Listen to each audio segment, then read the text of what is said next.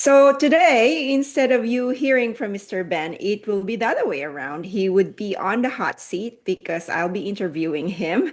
And for Mhm. those of you who don't know me, I'm Lourdes Gant, and Mr. Ben has been pivotal in the growth of my son, who is a teenager now, but he was his teacher when I think he was only like 4 or 5, maybe even younger, right, Mr. Ben?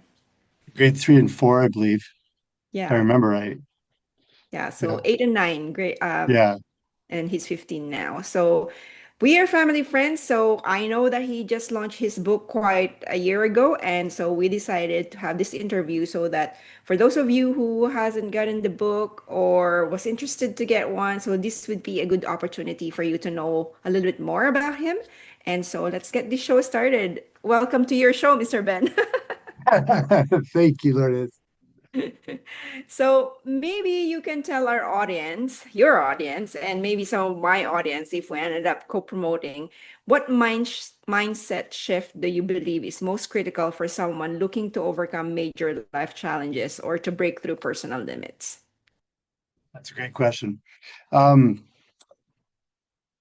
there's no real quick and easy answer to that, but I will give one anyway. Um, Optimism, uh, but realistic. Realistic optimism allows us to have joy in this crazy world. We all have difficulties that we have to go through. We all have days that we don't want to get up.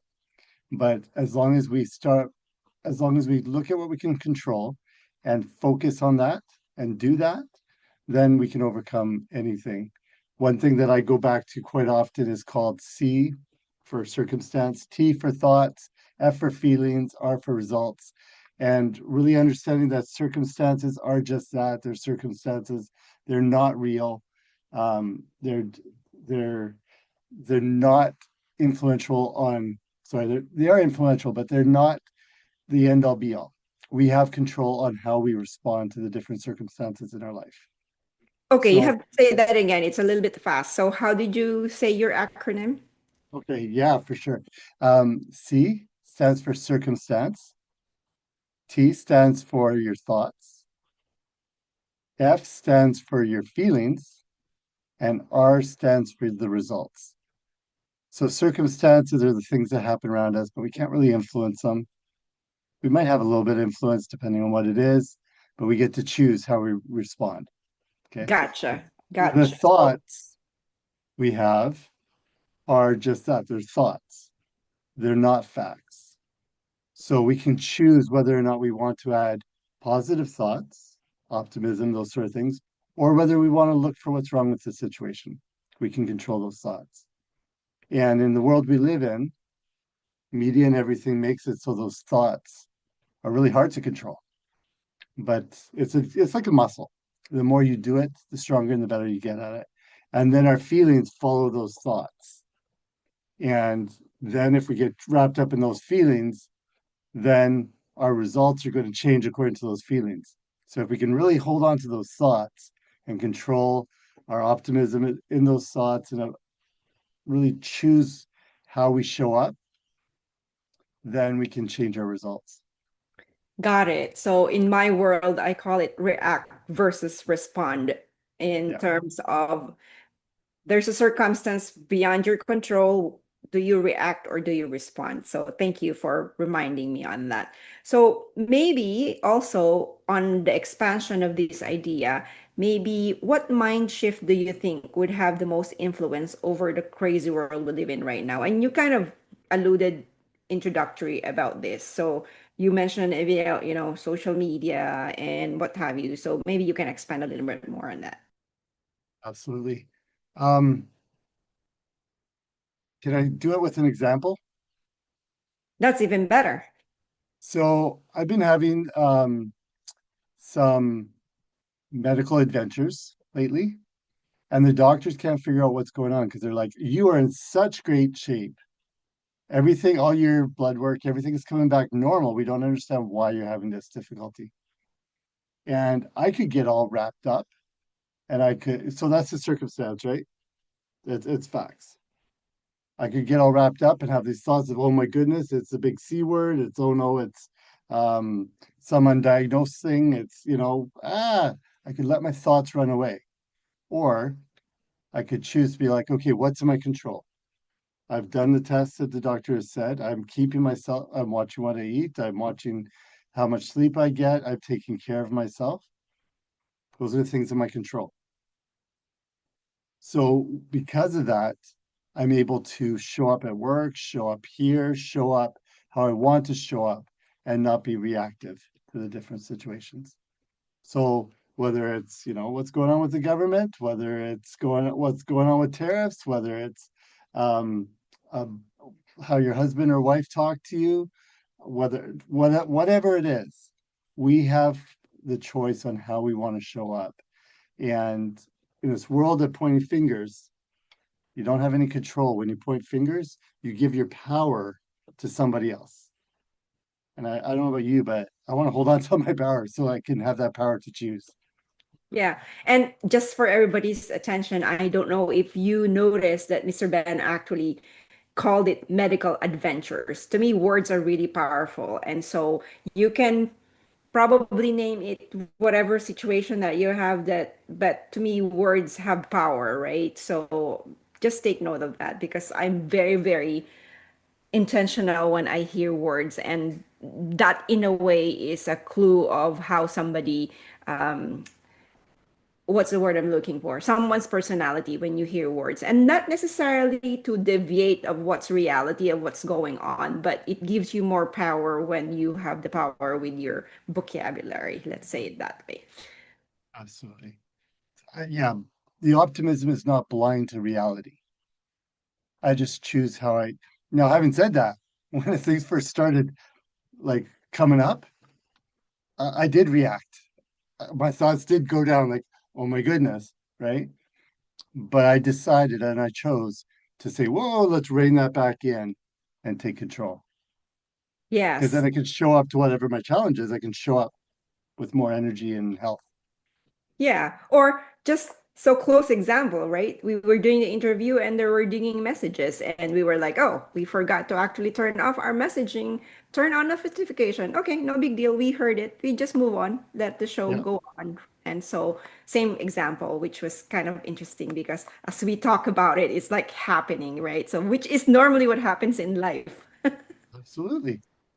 And it So happens to all of us. yes, yes.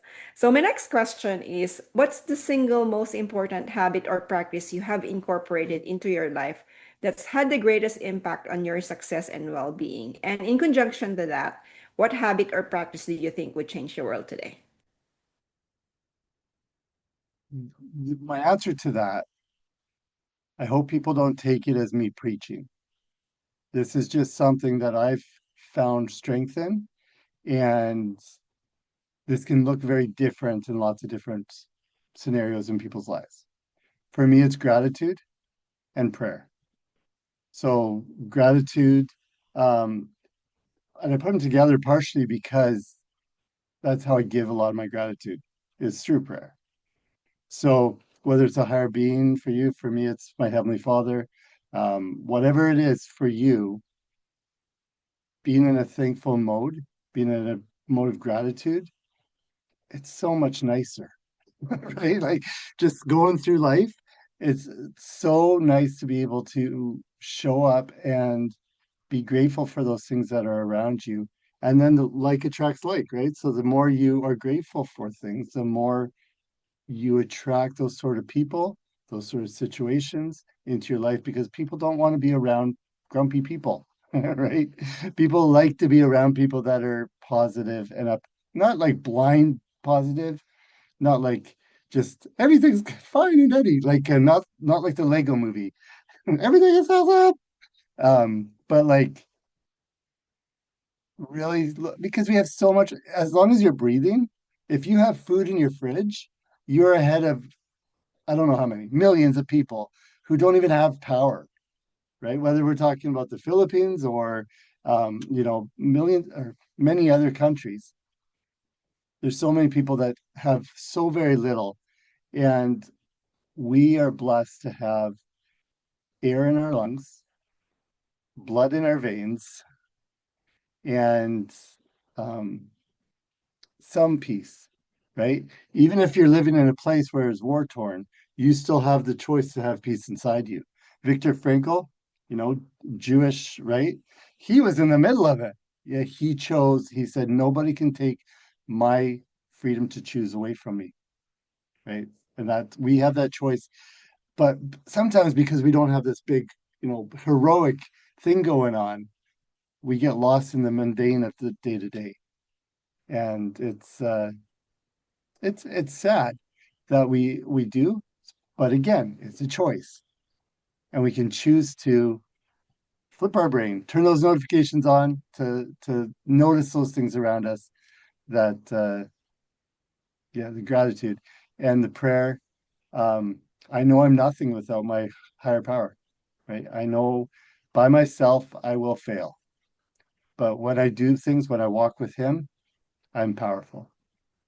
Thank you. There's a lot of things in those, so let me just break it down. So, for Yeah. those of you who don't know Viktor Frankl, it's in a book called Man's Search for Meaning. So, definitely get that book if you're having a hard time because it will give you perspective of sometimes in a prison cell when somebody's being tortured.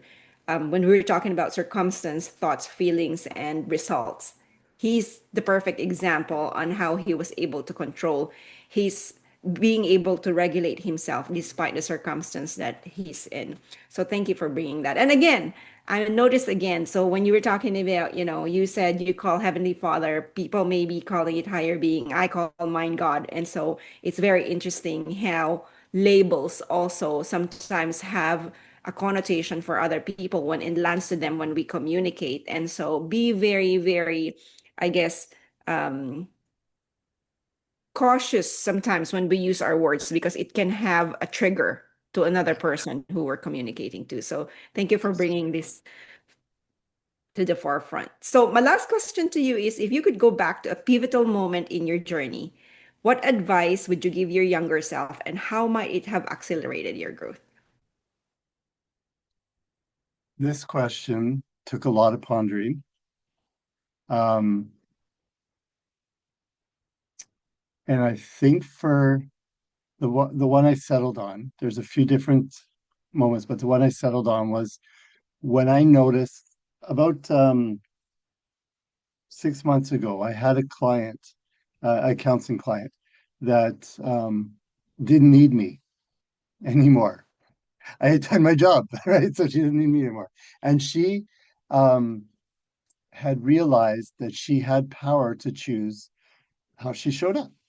So because of that, she was able to change some circumstances in her world and she didn't need my coaching anymore. She still comes back once in a while for kind of a refresher, but I was so proud of her.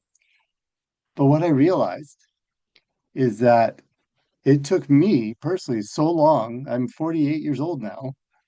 It took me maybe a year or two ago to kind of really internalize the fact of who I am and to realize my greatness and my worth, not because of some, credential behind my name or not because of some level in my company that I am, but because the fact that I am me. I'm a human being and I am enough because of that.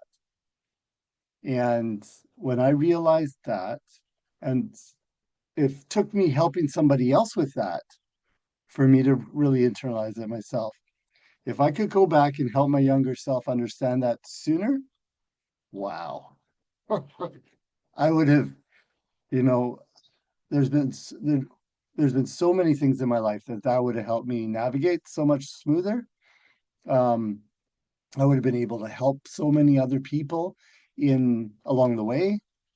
So yeah, it was realizing my identity and who I am and that I am enough because I am a miracle. We are each miracles. If you go into the science of how like the chances of you sitting there and I'm me sitting here and all the things that had to happen in order for that to happen, I used happen a lot there. Um, it is a miracle for us to be alive and be here and still be breathing. So yeah, I wish I Beautiful. realized that earlier.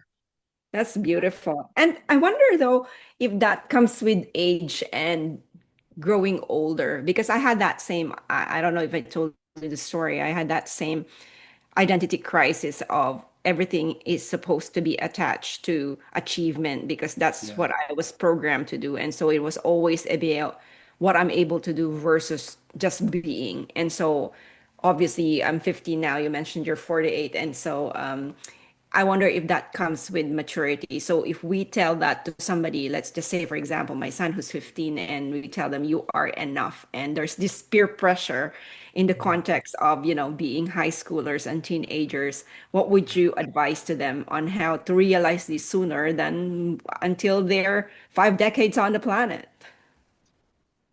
Repeat it again and again and again. I can't tell you how many times I say this to students or younger clients, or older clients. I mean, we're all just bigger kids, right? Um,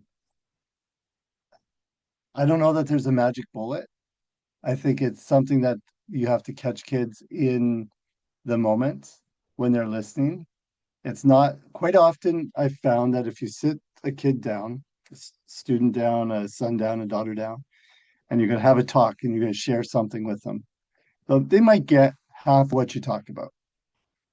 But if you're, taking advantages of those little moments, like you're driving to the, guitar lesson, and instead of listening to music, you're talking and listen. Oh, here's one thing too.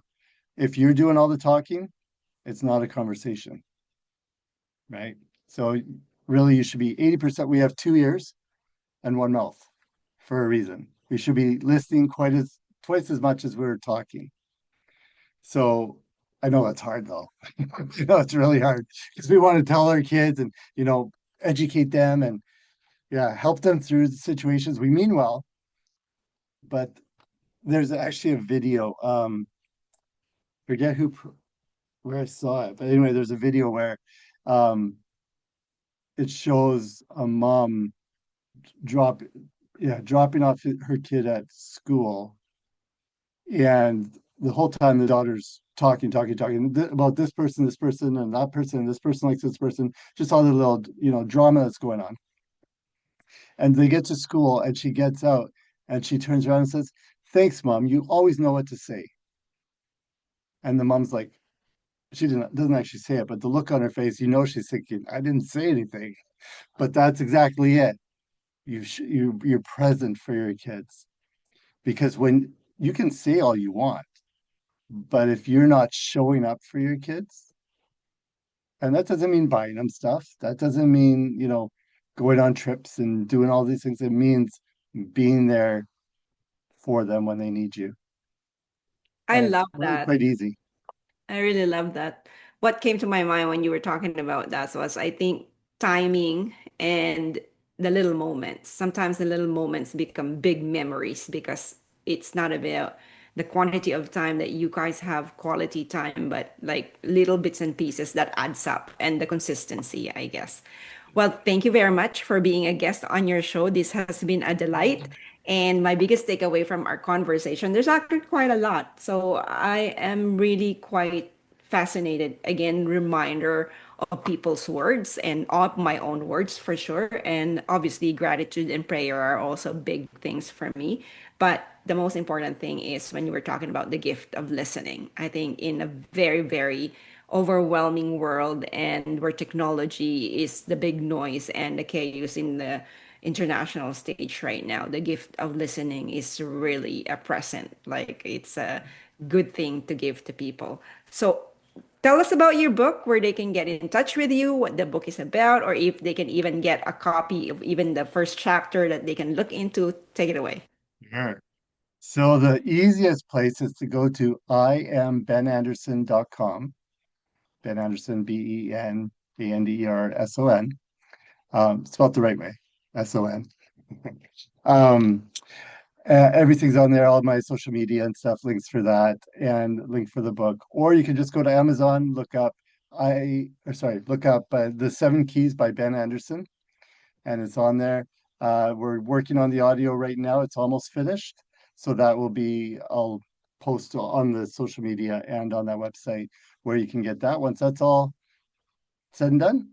And the coaching, the counseling, everything can be done through that website. It's the easiest way. I am benanderson.com. There you have it, ladies and gentlemen. Go and check it out right now after you listen to this podcast and the book, Seven Keys. Say it again, sorry. That's the seven keys. You got it. The seven keys Yes, by Ben seven. Anderson. So Yeah, okay, you got I it. got it. I got it. You got Seven, it. and I am benanderson.com. You got her. Thanks, Mr. Ben. Bye for All now. right. Take care. Bye bye.